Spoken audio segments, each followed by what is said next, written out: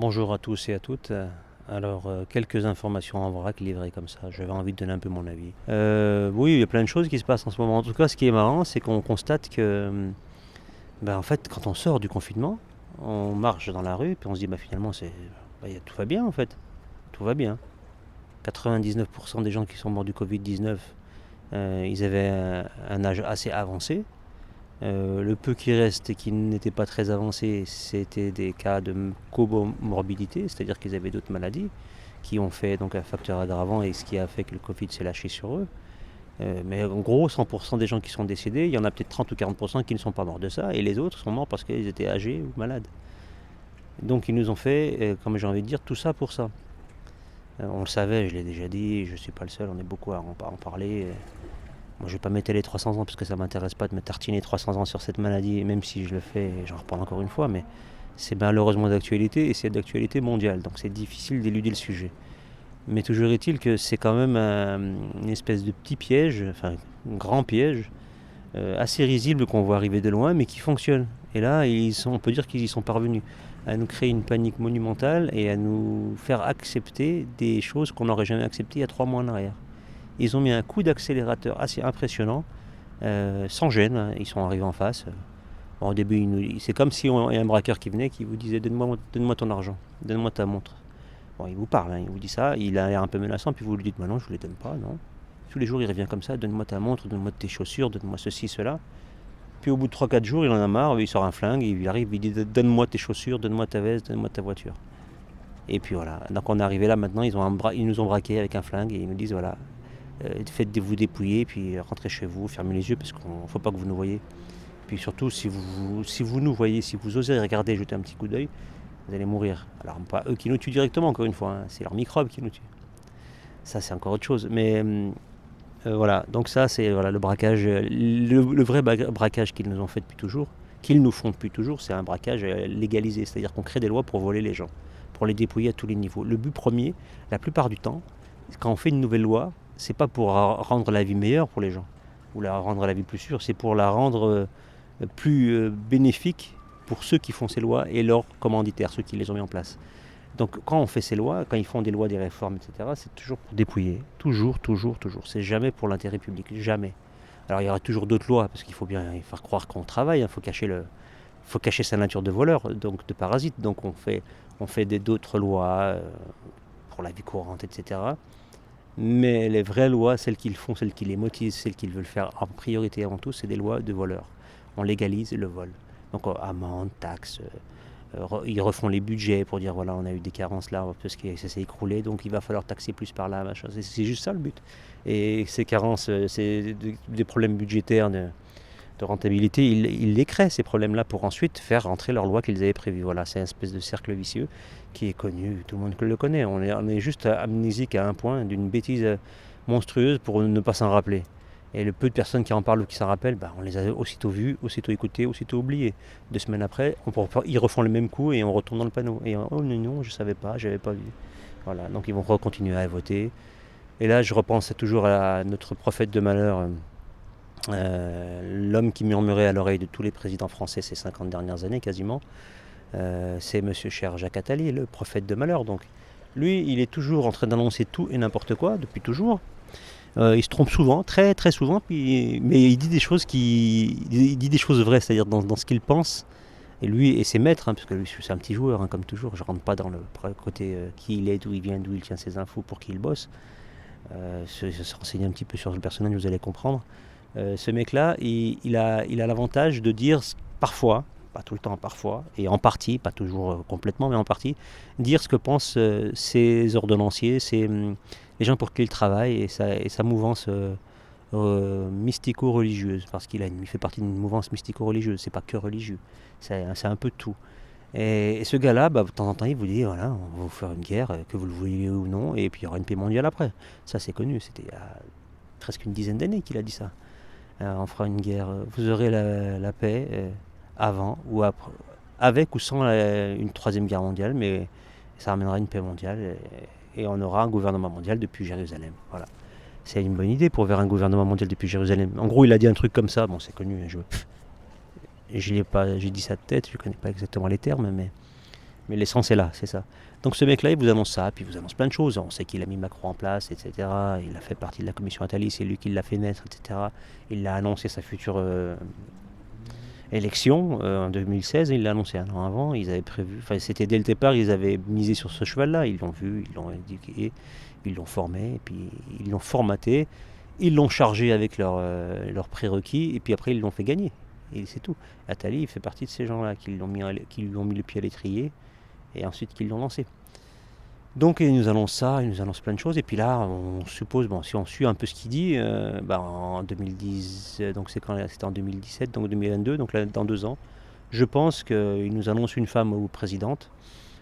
Moi je pense qu'il brasse beaucoup d'air, mais c'est possible, au point où on en est, c'est fort possible, donc on va aller jusqu'au bout de sa prophétie démoniaque. Il nous annonce une future femme présidente, et parce qu'il a dit, je crois que je la connais la prochaine. Après Macron, il laissait entendre. Donc après Macron, si c'est une prochaine, c'est pas compliqué à trouver. Ce sera Marine Le Pen. Marine Le Pen, ou du moins une femme de l'extrême droite. Alors, Marine, sa petite nièce, voilà, Marine, comment elle s'appelle sa nièce, donc j'ai oublié son nom. La fille de Roger Hawk, l'espion israélien là. Donc bref, son nom m'échappe. Donc c'est soit la tante, soit la nièce. Donc voilà, ce sera un truc comme ça. Donc si vous voyez Marine Le Pen ou sa nièce Marion Maréchal Le Pen, voilà, putain, j'ai un trou de mémoire. Donc soit c'est Marion, soit c'est Marine. Dans tous les cas, ce sera Front National. Et on verra ça. Si vous voyez ça en 2022, voilà, vous savez, je sais pas, on peut pas faire mieux. Vraiment, hein, si on prend tout ce qu'il annonce, et surtout ces 5 dernières années depuis Macron, etc. Et on voit si on sait un peu d'où il vient aussi, et comment il est impliqué dans la direction de ce pays, à la haute direction de ce pays, c'est-à-dire qu'il est derrière les gouvernements, derrière les présidents, c'est ce que je disais en préambule, c'est l'homme qui murmurait aux oreilles des présidents en France. Présidents qui sont eux-mêmes des marionnettes, mais en plus, c'est lui qui récite ce que la marionnette doit faire. Et lui, il est commandité aussi. Donc voilà, c'est l'exécutant sur place, sur le terrain, c'est lui. Il fait le lien avec les marionnettes à agiter, qui doivent se comporter de telle ou telle manière. Lui, c'est lui qui fait le lien. Voilà. Et donc, c'est un petit capot. Et ce petit monsieur Attali, parce que c'est un petit monsieur, hein, il devrait d'ailleurs, si on allait jusqu'au bout de sa réflexion, s'être euthanasié, vu qu'il a largement dépassé les 65 ans et donc il n'est plus rentable pour la société. C'est ses termes à lui, c'est ses propos.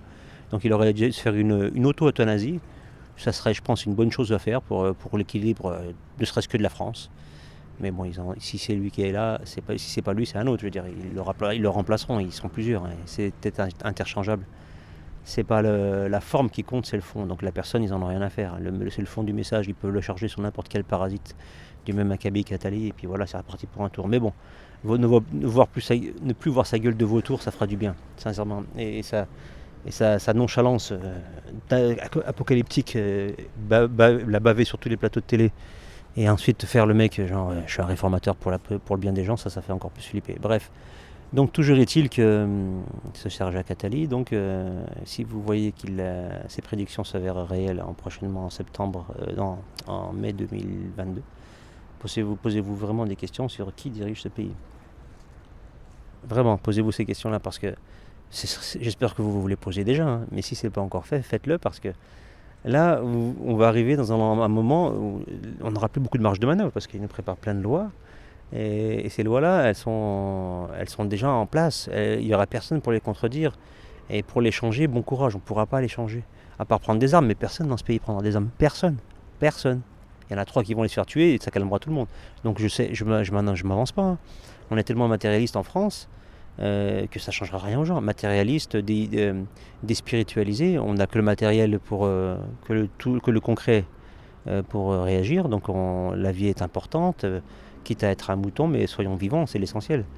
En gros, se faire dépouiller, mais être en vie, que vivre chichement, mais être libre. On a fait un choix. On a fait un choix, on se soumet. Puis même quand vous êtes soumis à eux, vous serez soumis comme une sous-merde, en fait. Je suis désolé de parler comme ça, mais c'est ça. C'est une humiliation totale. Et ils vont aller jusqu'au bout. À partir du moment où on se soumet à ces gens-là, ils n'ont pas de limite dans le fait de vous humilier et de vous soumettre jusqu'au bout. C'est-à-dire que vous tendez la main, vous baissez à genoux, ils vont vous marcher sur la tête, ils vont vous écraser, ils vont vous faire manger la terre.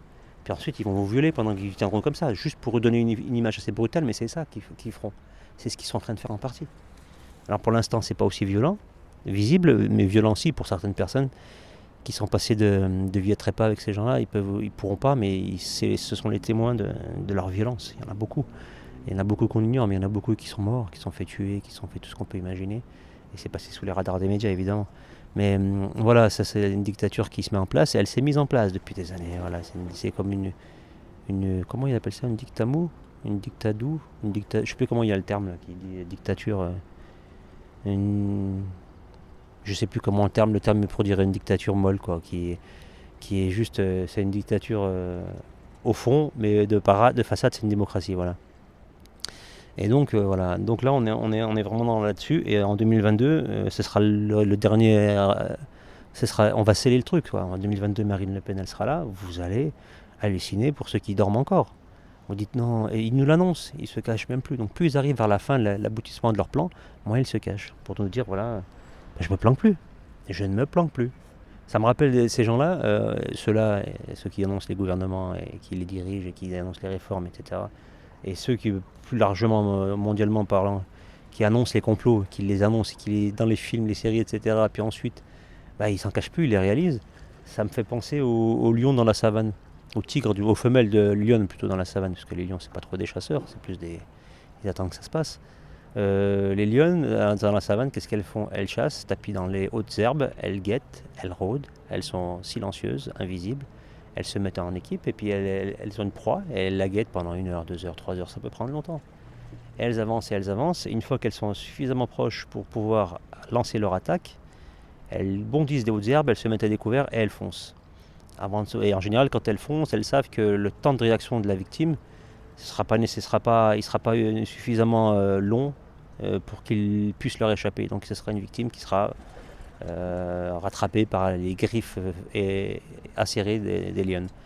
Donc là, moi je pense qu'on est actuellement dans la période où la lionne ou le lion sort des hautes herbes et nous bondit dessus. Là maintenant, ils n'en ont plus rien à faire. Eux, ils ont balancé tout leur plan, ils ont fait tout leur plan d'approche, on n'a rien vu venir.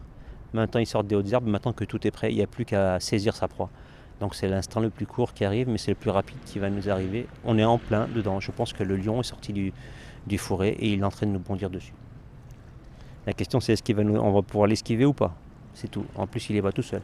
Mais nous sommes tellement passifs, les lapins dans les phares d'une voiture. Ils ne bougent plus, on est comme ça. Qu'est-ce qui se passe? On est subjugué par la chose qu'on n'a pas vu venir.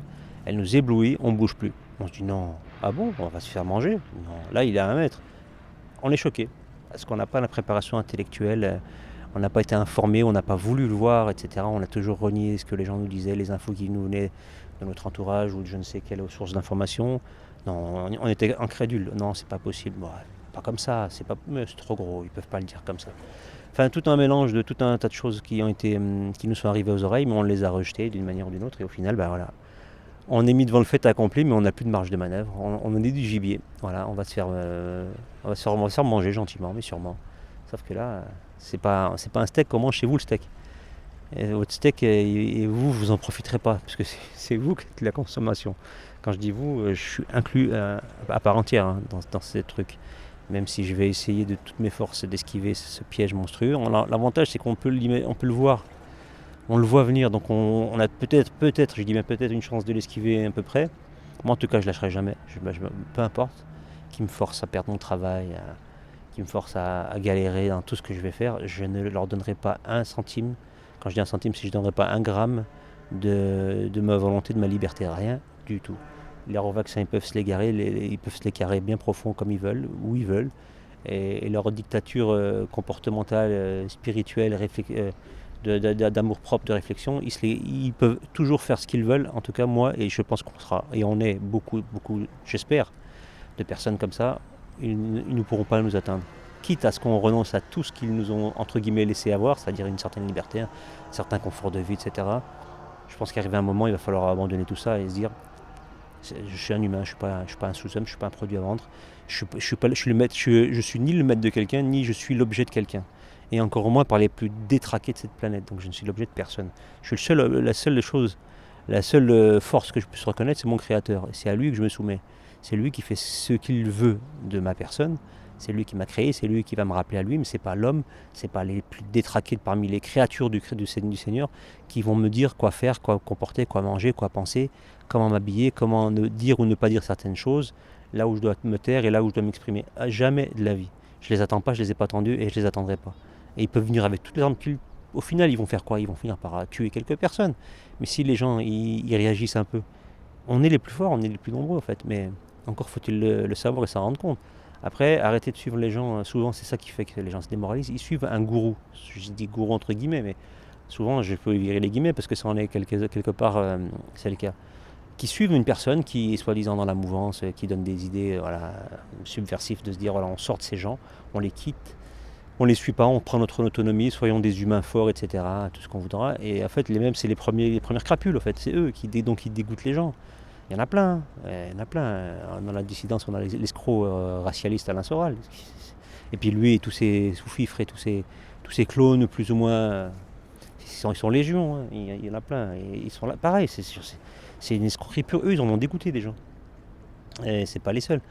On a d'autres gens, par exemple Tariq Ramadan, c'est pas un dissident, mais il était dans l'islam, soi-disant c'était un dissident. Alors, on a vu qu'il était dissident à l'islam, c'est-à-dire que lui faisait tout le contraire de ce que l'islam disait. Mais en faisant croire qu'il faisait le positif et qu'il faisait même plus que le positif, en fait il a fait plus que le négatif. Bon, un double maquillage, un triple salto arrière sans les jambes, c'est-à-dire il est retombé sur la face, mais ça y est, c'était pas prévu, parce que c'est ses maîtres qui l'ont utilisé. Mais voilà, ces gens-là, ils ont dégoûté plein de gens. Et en salissant en plus un vrai choix de vie pour les dissidents, c'est-à-dire sortir du système criminel, assassin, etc. Et de trouver quelque chose de plus simple pour les musulmans et de se dire on va suivre un musulman qui est une voie islamique qui est juste, avec les conseils de quelqu'un qui a l'air d'être juste. En fait, non. Voilà, c'était deux escrocs marrants, c'est qu'ils ont le même point commun, c'est-à-dire qu'ils aiment les femmes jusqu'à excès, et puis c'est des excessifs dans tout ce qu'ils font. Voilà. Bref, mis à part cette aparté fausse dissidence, donc voilà, on arrive à une croisée des chemins, hein, ça fait un moment qu'on l'est. Et on devrait peut-être réagir à se dire, voilà, on a des prophètes de malheur qui ont pignon sur rue, sur médias, qui nous annoncent ce qui va nous arriver. Et nous, naïfs, peut-être trop soumis, on entend, on voit, on constate leurs prophéties, puis on n'y croit pas, puis on continue en faisant les autruches. Ça va pas durer longtemps. Et là, on va avoir vite fait le retour. Et de toute façon, vous allez tout de suite sentir si la prophétie satanique d'Attali va être réalisée ou pas, parce qu'à partir de donc la campagne pour la présidentielle, elle aura lieu normalement donc en début de 2021. Ils vont nous mettre pendant un an, c'est-à-dire janvier 2021 jusqu'à... Peut-être pas janvier, d'ici un an, quoi. D'ici à partir du mois de mai 2021, quelque chose comme ça. Ils vont commencer leur campagne, avril-mai 21, pour un an avant, quoi. Donc d'ici un an, vous allez voir, ça va commencer. Vous allez voir qui est-ce qu'ils vont nous sortir. Puis il y aura un petit contre-feu, un petit machin comme ça, pour pas tout de suite faire... parce qu'il faut un peu travailler les... ils vont soigner les détails, c'est-à-dire qu'ils vont nous mettre 3-4 personnes, mais ce sera les outsiders, ce sera des contre-feux pour nous faire ensuite émerger la marine ou la Marion Maréchal, ou peut-être encore quelqu'un d'autre. Alors je dis une femme, parce que c'est Attali qui l'a annoncé comme ça, mais peut-être qu'au final il y aura des variantes, mais ce sera quelqu'un du Front National, mais pas forcément une femme. Voilà, ça peut être un autre gars, ou même un mec qui sort de nulle part, mais qui sera estampillé Front National, quelque chose, une création. Bon, moi je vois plus une femme parce que je le sens venir maintenant, ça n'a jamais été fait. On nous a préparé à avoir un jour ou l'autre une femme présidente. Bah là, ce sera l'occasion. Puis comme les femmes dans la politique qui n'ont jamais gouverné d'un parti qui n'a jamais gouverné en France, c'est le Front National, je parle au niveau national. C'est le Front National, donc ils vont nous mettre une femme, et elle sera voilà. Ça c'est après, voilà. Ça on s'en fout à la limite, c'est pas méchant, mais l'idée elle est là. Et Attali il a bien poussé là-dedans, donc je pense que ce petit diablotin fait homme va nous... Pour le coup, devrait pas trop se tromper, même si je le souhaite vraiment qu'il se trompe, mais je pense pas trop malheureusement. Et comment dire, donc sur ce principe-là, si les gens, à partir de l'année prochaine, voient ce cirque se mettre en place et ne réagissent pas, tant pis pour leur gueule, hein, c'est pas plus, pas moins. Alors je vais dire quelque chose qui va peut-être choquer, vraiment, ça va peut-être choquer les gens, mais c'est vraiment ce que je pense, et après, faut pas m'en tenir rigueur si ça vous choque, hein, mais c'est mon point de vue, je pense que... Je vais parler de la France, mais en fait, on peut l'extrapoler à toute la population mondiale. On a sur 60 millions d'habitants, 70 millions d'habitants en France. Moi, je pense qu'on a les 2 tiers. Ils sont très limités intellectuellement, les gens. Alors, c'est pas péjoratif quand je dis ça. Ils peuvent être capables de plein de choses, mais intellectuellement, ils ont des limites qu'ils atteignent très facilement dans la réflexion, dans ce qu'ils doivent faire ou pas faire dans leur vie, dans la synthèse des informations qu'on leur donne et des conclusions qu'ils peuvent en tirer. Ils n'ont pas ces capacités-là. Ils seront donc très limités intellectuellement dans ce sens-là. Alors il y en a, et ça touche toutes les couches sociales. Ça peut être un ingénieur, ça peut être un médecin, ça peut être un ouvrier, ça peut être un enseignant, ça peut être un peintre en bâtiment, ça peut être un agriculteur, tout le monde. Mais franchement, je pense vraiment qu'il y a beaucoup de gens qui sont limités intellectuellement et c'est pour ça qu'ils arrivent à se faire manipuler. On se dit mais non, mais lui il est médecin, il est chirurgien, c'est un grand mathématicien, et il arrive, on pense qu'il est érudit, et il doit l'être. Mais l'intellect et l'érudition, c'est deux choses qui ne vont pas ensemble. Ça peut être, l'un peut fonctionner sans l'autre. On peut être érudit et être inconfini et inversement. On peut être très très très limité au niveau de l'érudition, c'est-à-dire avoir aucune éducation, aucune érudition, et être quelqu'un de très intelligent. Et puis c'est pas ce qui manque d'ailleurs, parce qu'ils n'ont pas le micro ces gens-là. Ils n'ont pas la médiatisation, mais il y en a beaucoup. C'est beaucoup plus passionnant de parler avec des gens qui n'ont pas beaucoup de cursus scolaire, universitaire, mais qui ont un point de vue de la vie très aiguisé, très affûté, très pertinent. Là, moi, je parle avec des gens, quand je les écoute, je me dis, mais si je le connais pas personnellement, pour moi, il sort de nulle part. C'est un mec qui n'a rien connu, qui n'a rien vu, qui n'a rien entendu. En fait, les mecs, ils ont lu des centaines de bouquins parce ils ont étudié, ils ont des diplômes, des bac plus 2, bac plus 3, et c'est à gifler, ils sont à gifler. Et vraiment, on leur dit, mais tout ça pour ça, à quoi ça t'a servi d'étudier si tu n'as même pas travaillé ton muscle intellectuel, tu ne l'as même pas utilisé, tu ne l'as même pas rentabilisé. Tu as été formaté pour tout à l'école, à l'éducation nationale, et au final, ce qui en ressort, c'est que même les infos qu'on te donne et que tu es toi-même celui qui doit analyser, eh ben, tu l'analyses sous l'outil qu'on t'a instauré, qu'on t'a inculqué pendant que tu étais à l'éducation nationale. Donc tu vas enlever plein de choses, tu vas être très cartésien, tu vas tout de suite écarter ce qu'on t'a mis dans la tête d'incohérent et de non plausible pour rester très, très terre à terre avec la doxa que l'éducation nationale prêche depuis toujours. C'est malheureux, mais voilà, on est dans un monde comme ça, on est dans un pays comme ça, et ça va pas, c'est pas prêt de s'arranger. Plus les générations qui arrivent, la télévision, pas télévision, internet, tout ce qui est information instantanée, tout de suite, maintenant, plus vite, et sans rien attendre. Ces générations-là qui sont portées sur le sexe et l'amusement, parce que c'est ça, amusement, sexe, et tout instantané. Et ils sont obsédés par l'argent à paraître. Là, ça s'accélère, ça a toujours eu plus ou moins existé, ces générations-là, mais c'est assez consternant de voir qu'il y en a beaucoup. Donc ces gens-là qui arrivent, plus l'écroulement de l'intellect des gens, quoi, ça va donner les prophéties. C'est des fausses prophéties, parce que c'est eux qui mettent en place. Ils ont un projet en fait, ils n'annoncent pas quelque chose qu'ils ont vu dans le futur, ils le mettent en place. En pan par en pan, année par année, et réforme par réforme. Ils crétinisent les gens, ils les dépouillent, ils les serrent légalement, avec des lois qu'ils mettent en place, etc. Ils assassinent qui ils veulent, ils mettent en place qui ils veulent, ils réforment ce qu'il faut pour aller dans leur sens. Voilà. C'est des architectes, voilà. Ils ont leur grand architecte, soi-disant, qui est là, mais ils sont là. Ils le font concrètement, ils n'annoncent rien. Ils disent juste, voilà, on a un plan, c'est ça. Voilà. Mais ils n'ont pas de prophétie. On va dire qu'ils ont des prophéties parce que ça permet de cacher la construction démoniaque qu'il y a derrière. Mais tout est prévu de A à Z. Après, ils n'y arrivent pas forcément comme ils veulent. Mais ils suivent un plan directeur qui est relativement facile à comprendre et à voir. Et ils s'en cachent pas tellement. Sauf que eux, ils vont pas nous le dire. Ils le gardent, et nous, on est tellement naïfs qu'on n'ira pas chercher, et puis même si on vous le montre, malheureusement la majorité des gens n'y donnent pas foi, c'est tout. Théorie du complot. Voilà, chat perché, je suis touché, tu peux plus me toucher, je suis perché. Donc théorie du complot, c'est jouer à chat perché, voilà, tout simplement. Donc soyez vigilants à l'avenir, j'espère me tromper et j'espère qu'Atali se trompera, mais si on a Marine Le Pen ou Marion dans 2 ans, si elle arrive à la gouvernance de ce pays, elle va arriver avec tout un tas de réformes et de choses très sympathiques qui vont encore mettre le pays à feu et à sang, sans dessus-dessous, à la tohu-bohu, comme littéralement le terme veut dire tohu-bohu, c'est-à-dire sans dessus-dessous, c'est le judaïsme. Encore une fois, on a beaucoup de termes qui viennent de chez eux, et pas pour rien. Donc ça va être folklorique, et ce sera trop tard pour se réveiller. Donc une dernière possibilité pour les gens encore maintenant, c'est de se dire, j'ai un peu d'argent, acheter du terrain, 100 mètres carrés, 50 mètres carrés, je parle de terre cultivable. Si vous avez un appartement avec un bout de jardin, prenez-le si vous pouvez. Si vous avez de l'argent, sortez-le au maximum que vous puissiez le faire. Gardez-en pour vos économies, pour payer vos frais, etc. Ce qui est évidemment logique. mais sortez le maximum, mettez-le dans quelque chose qui vous soit profitable, c'est-à-dire un appartement, un loyer, un studio, des choses à retaper, mettez-vous à 2, 3, des gens proches, familiaux, des gens très très proches, parce qu'après sinon c'est compliqué. Mais faites des projets, faites pas tout seul si vous pouvez, c'est mieux d'être avec 2, 3 personnes, c'est toujours mieux d'être avec quelqu'un que tout seul. Et dans ces contextes-là, des gens de confiance évidemment, et structurez-vous comme ça, et investissez dans ces genres de choses durables, oubliez le spéculatif, etc., les monnaies virtuelles, les machins comme ça. J'en entends beaucoup qui parlent enfin de ça, alors que c'est du vent. Dès que c'est numérique, c'est du vent. Il faut rester le maximum terre à terre. Le numérique, c'est un lien. C'est pas un élément tangible qu'on peut utiliser pour sa survie. C'est un lien, c'est une source d'information, et jusqu'à un certain point. Et ensuite, la réalité, la vraie réalité, c'est ce que vous mettez dans votre assiette, c'est là où vous dormez, c'est pour vous soigner. Donc si vous avez plus rien sur vos comptes en banque et puis que vous n'avez pas de terrain non plus, vous n'avez rien pour produire, absolument rien, ça va être compliqué. Vous allez dépendre de celui qui vous tue, c'est-à-dire l'État, vous allez tendre la main.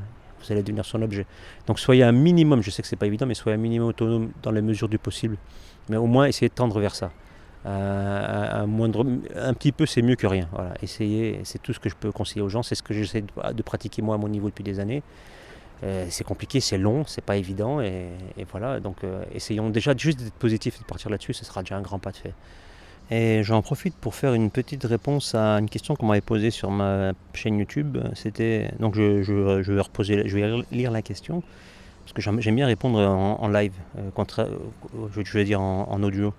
En texte, c'est toujours compliqué. Et là, j'ai une question assez intéressante d'un certain Mario Ducali, que je salue, qui me demande, donc merci pour le boulot et les références, juste une question par rapport à tes 2 vidéos précédentes avec Pierre-Yves Lenoble. J'avais fait donc 2 vidéos, Fake Story 1 et 2, et il m'avait posé la question parce que j'avais abordé un sujet, et il me demande, peux-tu développer un peu plus sur l'influence des intraterrestres ou djinns dans notre époque moderne, qui se veut pourtant technoscientiste, ultra-matérialiste et imperméable à toute conception irrationnelle de la réalité.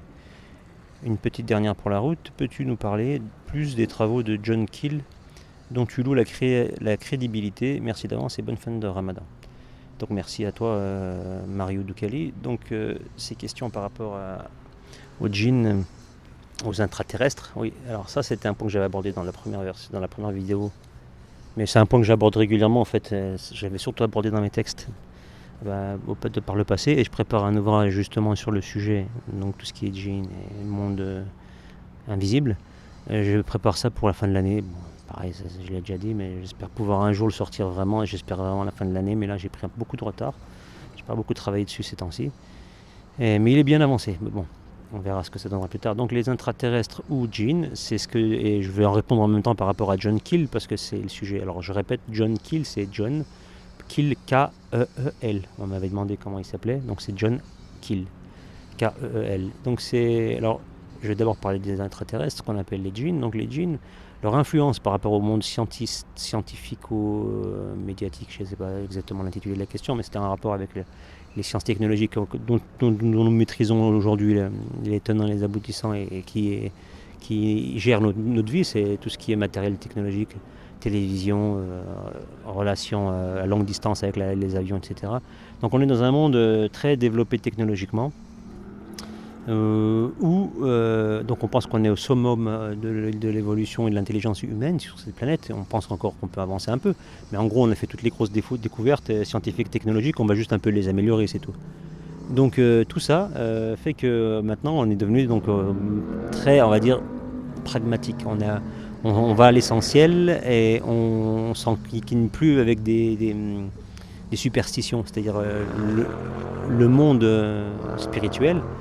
Donc tout ce qui est esprit en général, donc tout ce qui n'est pas matériel, ça n'a plus lieu d'être dans un monde comme celui-ci, donc un monde hyper technologique, hyper entre guillemets scientifique, où tout est carré, tout est compris, on sait tout, il n'y a pas de place pour l'à peu près ou les théories farfelues de ce genre de choses, quoi. Donc, et là, comment ça marche ? Ce qui est génial, c'est que ce monde-là, construit tel qu'il est, avec cet athéisme galopant, ou on va dire même pas que, mais ou un grand foutisme spirituel qui fait que ça revient à être comme des athées. Sauf qu'au fait, c'est des gens foutistes, ils n'en ont plus rien à faire que Dieu existe ou pas, ils s'en foutent. Eux, il n'y a que le matériel, ils n'ont aucune spiritualité si ce n'est celle de leur ventre et celle de leur bien-être. Voilà. Donc la jouissance, dans tous les cas, l'amusement, et le passer du bon temps, voilà, tout simplement. Ça, c'est des gens, c'est ça leur spiritualité. Voilà. pour faire simple, plus ceux qui sont athées complets, puis qui disent il n'y a pas de Dieu, il n'y a pas de maître, il n'y a rien, et tout est écrit par hasard. Ça rejoint un peu aussi les autres, qui aussi doivent se dire il n'y a pas de Dieu, et puis surtout ils ne se posent pas la question. Mais enfin, ces deux genres de personnalités, de réflexion, ça correspond à 70, 95%, 80% des gens, peut-être. Les 20%, c'est des gens croyants, plus ou moins, à différents niveaux, voilà. De toutes religions confondues. Mais voilà, pour moi, c'est l'immense majorité, c'est 80% des gens, ils sont dans ce paradigme un peu complètement farfelu et cervelé, mais c'est celui qui est majoritaire, malheureusement. Donc ces gens-là, quand on leur parle d'autre chose que de scientifique, de terre à terre, etc., ça les fait rire, puis ça leur parle pas, et puis ils y croient pas. Donc ils verront jamais l'intérêt de se renseigner sur ça, sur le fait que sur cette planète, finalement, qu'on aime, qu'on chérit, etc., hein, c'est ça, les trucs, c'est notre mère terre, la mère nature. C'est un Dieu créateur qui l'a créé, mais on l'a appelé mère nature. Voilà. Allez savoir pourquoi, enfin si on sait, mais bon. Donc là, ces gens-là, pour eux, ils verront pas, ils seront aveuglés à vie toujours du monde qui peut exister et dans lequel ils sont impliqués et dont ils n'ont aucune idée. C'est-à-dire le monde des gens spirituels qui vivent sur cette planète bien avant que nous, êtres humains, avant que nous arrivions sur cette planète. Et c'est là où on se fait avoir parce que, en fait, c'est très lié le monde spirituel avec le monde technologique.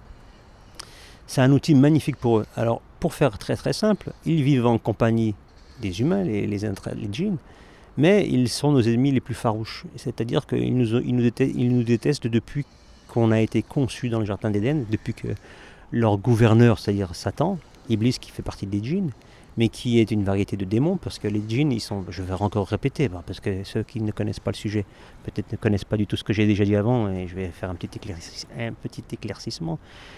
La race des djinns, c'est une race qui a dans son sein deux branches. Alors la première branche, c'est les djinns normaux, c'est-à-dire que c'est un djinn comme un humain, sauf qu'il est spirituel, il n'est pas physique. Je dis spirituel pour faire simple, il n'est pas incarné.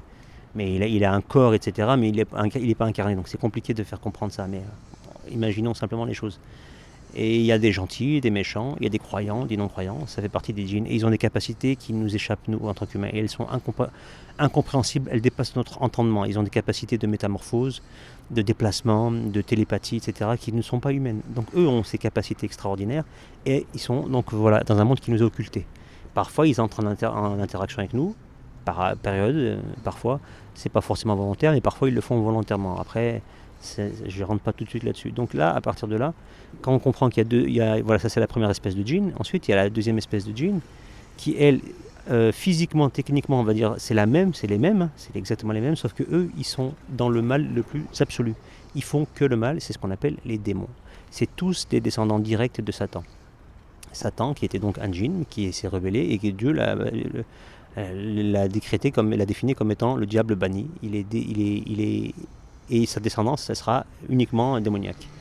Et ils ont des traits spécifiques qui sont apparus à ce moment-là. Alors, je ne sais plus exactement comment, mais bon, on peut retrouver ça dans différentes... dans la littérature qui existe depuis toujours sur le diable, c'est-à-dire il a des cornes, il a les pieds fourchus, etc. Ça se retrouve partout, en fait. Ça. Donc je pense qu'on n'est pas loin de la vérité avec son physique particulier. En tout cas, il est immonde physiquement, mais il peut, comme les autres djinns, prendre la capacité de se métamorphoser, de se faire paraître ce qu'il n'est pas physiquement. Il peut prendre l'apparence d'autres personnes humaines ou d'autres animaux, voilà, etc. Donc ils ont cette capacité qui nous échappe et qui nous terrifie, nous humains. Et ça nous échappe. Et ce domaine-là, de transformation, etc., ça a été utilisé et mis dans le domaine du divertissement par la télévision, le cinéma. Dans le domaine fantastique, science-fiction, ils ont fait alors la téléportation, ces choses-là, la dématérialisation pour se rematérialiser plus loin, etc. Tout ça, ça a été utilisé par le cinéma, la science-fiction, par des grands auteurs. Quand je dis auteurs, quand je dis grands, je mets toujours entre guillemets parce que c'est pas des auteurs, c'est des gens qui sont inspirés par justement ceux qui doivent se cacher, c'est-à-dire les démons. Ils arrivent, ils ont la capacité de vous insuffler des idées parce qu'ils rentrent dans vos corps, ils peuvent circuler dans vos corps, ils peuvent vous faire entendre des choses. Bref, ils peuvent vous envoûter les yeux pour que vous voyez des choses qui n'existent pas, ce qu'on appelle la magie. Ça peut paraître des choses qui n'existent pas. C'est pas transformer quelque chose, c'est faire apparaître des choses. C'est-à-dire qu'ils vous jouent sur votre nerf optique et ils vous font voir des choses qui n'existent que dans votre vision à vous. Et c'est eux qui arrivent à faire apparaître ça. Ou même, ils apparaissent eux, ils se transforment en certaines choses. Alors, c'est pas donné à tout le monde. Ils ont des capacités de transformation. Mais en fonction de... C'est comme tout pour les humains, c'est que ça s'apprend. Ils ont des capacités de métamorphose jusqu'à un certain niveau. Plus on est petit, moins on est expérimenté, plus on fera des choses très simples. Et plus ils grandiront, et ils apprendront, ils prendront de l'expérience, et plus ils feront des choses plus complexes et plus abouties. Voilà. Et les meilleurs des démons, donc les djinns, qui sont les démons, qui ont cette capacité, c'est les plus anciens, qui ont plusieurs milliers d'années, parce qu'ils ont aussi, et ça c'est important de le dire aussi pour que les gens comprennent bien l'ensemble de la chose, c'est que les démons, ils ont la capacité de vivre des milliers d'années. Peut-être plus. Satan, c'est celui, entre autres, à qui Dieu a donné un délai jusqu'au jour du jugement, c'est-à-dire jusqu'à la fin des temps, quoi. Jusqu'à la fin du monde, c'est-à-dire le monde sera fini, et donc Satan mourra, et ensuite il y aura la résurrection, donc jusqu'au jour du jugement. Donc il mourra comme tout le monde un peu avant, mais le dernier humain mourra, et Satan mourra peut-être dans la même foulée, quoi. Ou ça ne se jouera pas à grand-chose, hein, c'est un ordre d'idée. Mais voilà, il va vivre, si l'histoire humaine elle a fait entre Adam et jusqu'à ce moment-là de la fin du monde, ça va peut-être prendre 3 millions d'années, 6 millions d'années, 300 000 ans, j'en sais rien, je dis les années à la louche. Et ben il aura cet âge-là. Voilà, sachant que Satan il est arrivé avant l'homme, donc il existait avant lui. Donc quel âge il a, on ne sait pas. En tout cas, pour le plus vieux, ce sera Satan et quelques-uns de ses collègues. Et pour d'autres, c'est des milliers d'années, 5 000, 10 000, 20 000, 30 000, puis ils meurent, etc. Et comme ils se reproduisent et qu'ils vivent longtemps, ils sont un nombre incalculable sur Terre. Ils nous dépassent, mais en nombre, mais de loin. Beaucoup, beaucoup. De très grandes. Il y a des djinns qui ont vu des choses il y a 1000 ans. Ils étaient témoins, donc imaginez. Et puis après, il y en a 5000 ans, il y en a 3000 ans peut-être. Hein. On n'a pas d'idée en fait. Il y en a qui vivent, ils se font tuer comme nous, mais il y en a qui vivent longtemps, il y en a qui vivent plus jeunes, etc. Voilà, ils ont le même fonctionnement au niveau de vie, sauf que c'est démultiplié, aussi bien dans la durée que dans les capacités. C'est quelque chose, voilà, c'est un autre monde. Donc ça, c'est le monde des djinns, les démons et les djinns classiques. Les djinns classiques, il y en a qui sont vraiment mauvais, comme les humains, il y en a qui sont mauvais, puis il y en a qui sont magnifiques. Comme les humains, ils sont magnifiques au niveau comportemental, etc. Ils ont des capacités qu'ils n'utilisent pas à notre détriment, ces djinns-là, ceux qui sont positifs. Par contre, les démons, donc c'est des djinns négatifs, ou des djinns tout court, c'est-à-dire des djinns qui ne sont pas démons, mais qui sont mauvais, quoi. Et comme un humain classique, eux, ils peuvent vous faire des tours aussi. Il y en a beaucoup, des tours, ils peuvent vous nuire, ils peuvent vous faire peur, ils peuvent vous pourrir tout. Par exemple, les gens, alors un exemple très classique, les gens qui ont des malédictions, ils disent ouais, mon grand-père, mon arrière-grand-père, moi, mon fils, on n'a pas de chance, on est poursuivi par la guigne, par X raisons, vous savez, les gens il leur arrive que des poisses et tout. Et ça, c'est l'œuvre d'un djinn qui s'est acharné pour une raison particulière il y a 300 ans sur un membre de la famille, et comme il vit 3000 ans ou 2000 ans, bah, il va pas lâcher l'affaire, il va pourrir toute la descendance. C'est un exemple, c'est une explication. On l'accepte ou pas. Donc pour ce cas de figure, voilà, tout ce que je dis, je me base sur des faits tangibles, coraniques et religieux, mais j'extrapole ou je synthétise, je fais des synthèses et je prends ce qui existe, ce que je connais par rapport à ça, voilà, je fais un bilan. Ça peut être valable ou pas, mais voilà. En tout cas, moi c'est le mien, et j'essaie de faire en sorte d'avoir des avis qui tiennent la route. S'ils ne tiennent pas la route, je les garde pour moi, quoi. Je les étais, je les travaille, je les recherche, je les mets de côté, en tout cas je les exprime pas comme je le fais maintenant. Donc ça, pour moi, c'est un point de vue qui est pertinent parce que voilà, ça colle. Après, on peut se tromper même si ça colle, mais voilà, à l'heure actuelle, pour moi, c'est ça. Donc ça explique beaucoup de choses. Voilà. Et donc, la technologie, elle sert à nous faire complètement oublier ce monde magnifique. Ce que je dis magnifique parce qu'il est surprenant, il est fantastique quand on regarde vraiment, c'est le monde des djinns. C'est des créatures qui n'existent pas physiquement pour nous, qui ont des capacités qu'on n'atteindra jamais et que seule la technologie aurait pu nous proposer. Par exemple, parler avec un téléphone à l'autre bout du monde. La technologie nous l'a offert depuis 70 ans, 80 ans.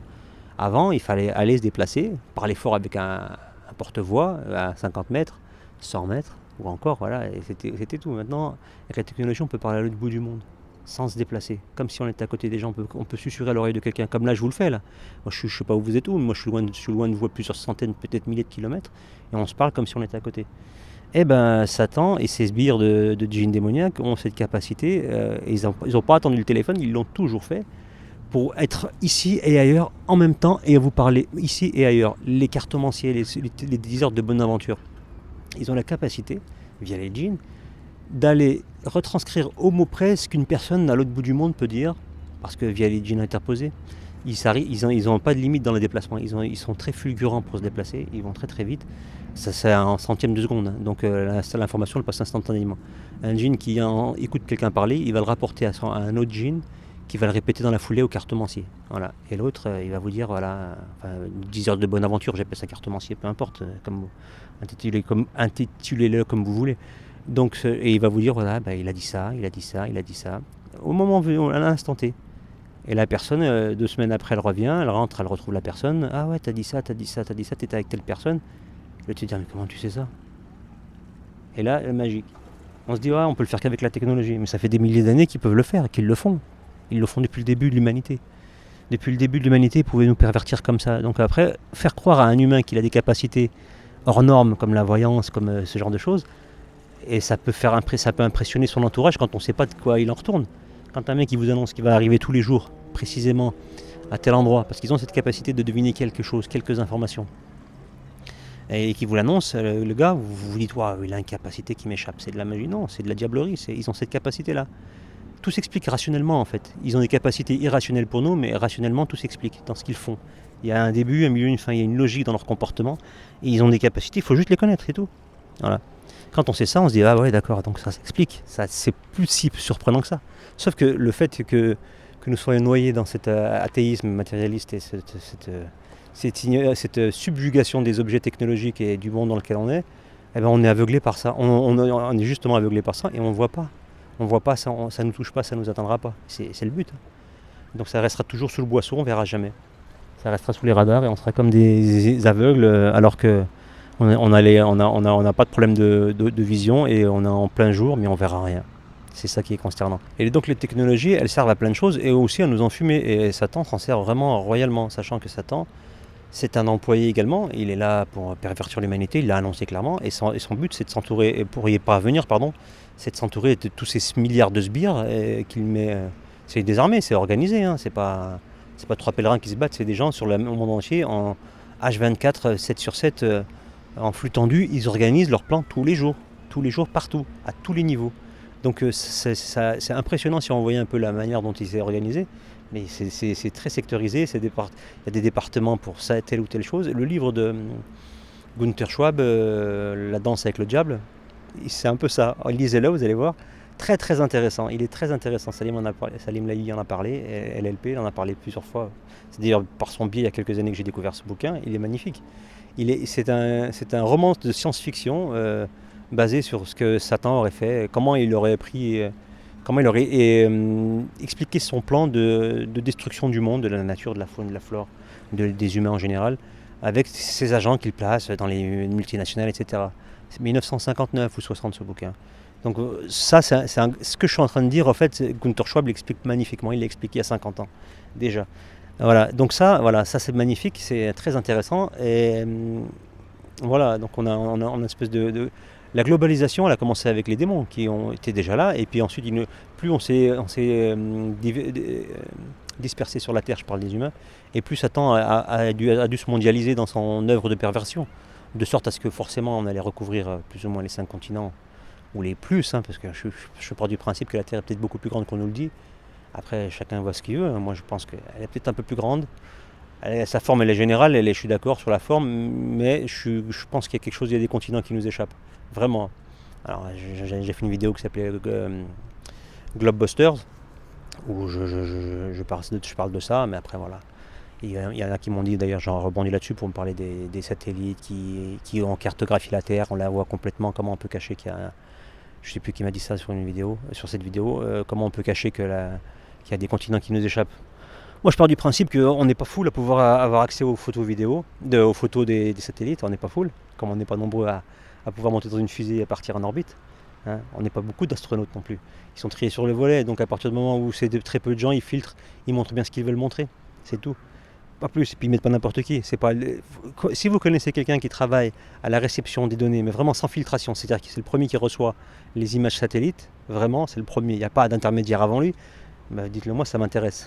Ça m'intéresse vraiment. Parce que je n'ai pas trouvé, j'ai regardé, je ne sais pas qui reçoit les photos, comment ça se passe, les analyses, qui les contrôle, qui ensuite les diffuse, j'ai jamais vu. Je ne connais pas les gens, on ne sait même pas comment ça se passe. Alors ils vont me dire c'est le bureau d'un tel machin, moi je veux savoir qui est là, qui fait quoi concrètement. Voilà. Quand vous allez sur un chantier de bâtiment, vous voyez le maçon, vous voyez l'architecte aussi, mais il n'est jamais sur le chantier.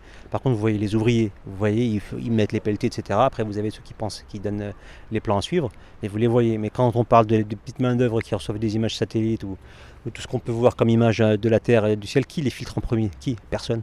Enfin, je veux dire, il y en a, mais on ne les connaît pas. On ne peut pas les nommer, on ne sait pas qui ils sont, d'où ils viennent.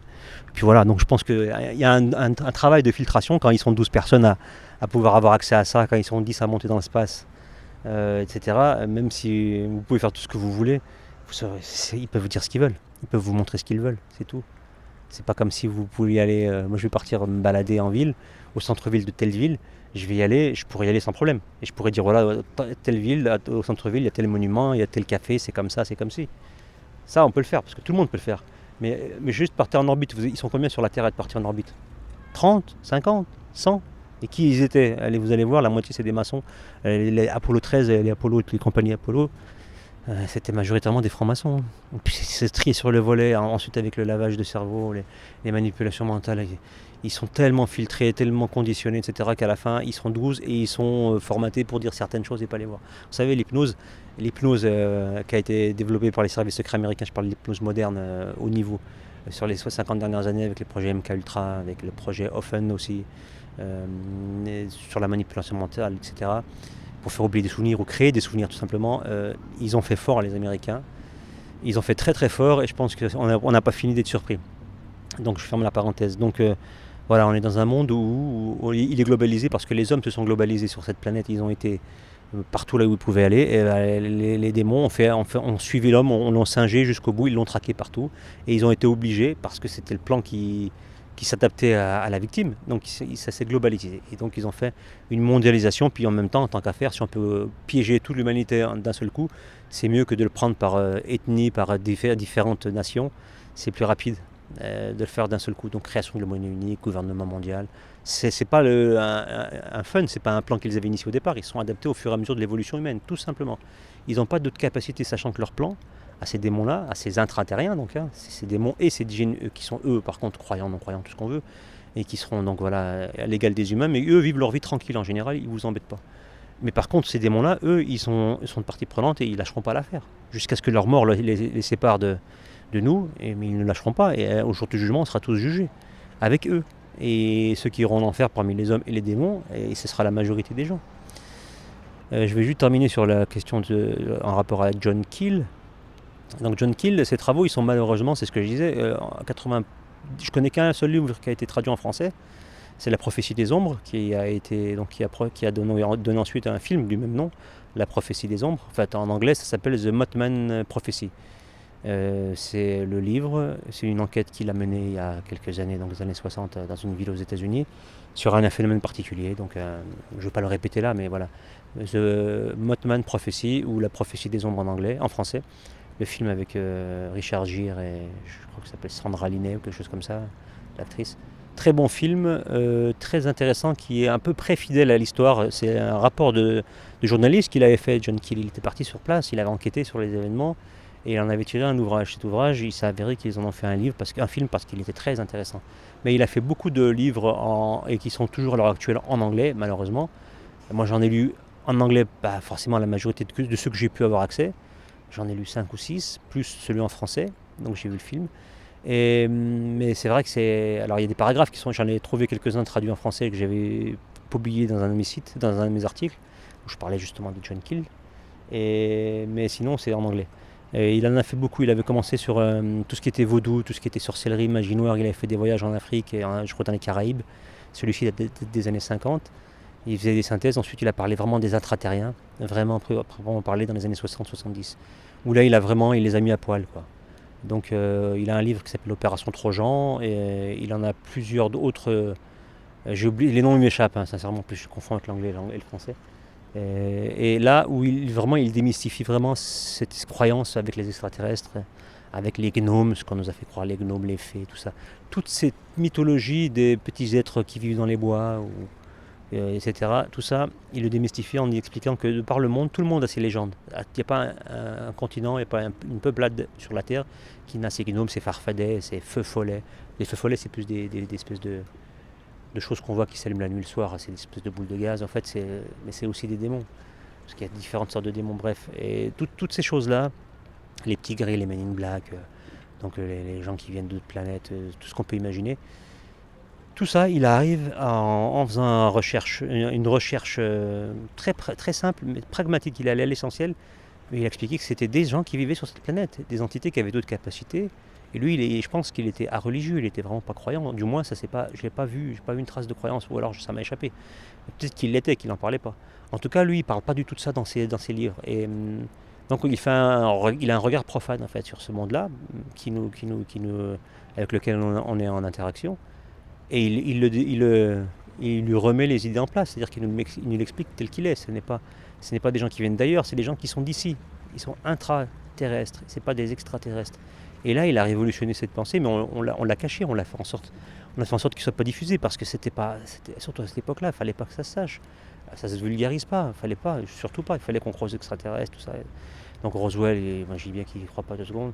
Les soucoupes volantes, les ovnis, donc tous les ovnis, tout ce que vous pouvez imaginer, il a toujours bien expliqué les choses, et il a pris donc tout ce qui était donc dans les comment on appelle ça, je cherche le terme, pas les légendes, mais si dans les légendes et dans les contes oraux de différentes peuplades, tout ça, et il explique, il fait des rapports, ça a toujours existé, c'est pas des aliens, c'est des djinns qui se font, des démons qui se font passer, voilà, pour ce que vous voulez.